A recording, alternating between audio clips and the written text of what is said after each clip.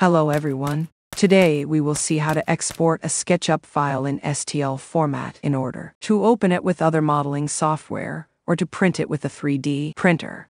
Like this pumpkin for Halloween, for example. Here is the tutorial to learn how to model it if you are interested. To export in STL format, nothing complicated. You must first install an extension which is free. Here is a tutorial on how to install remove extensions.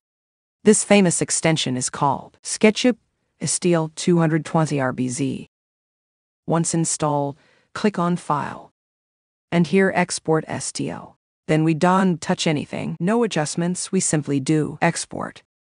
We of course choose the location where we want to deposit our file in STL format and we save. And that it is done. It wasn't too difficult, right? So if this is the case, write the following words in the comments. Super easy. Thank you and see you soon for the next tutorial.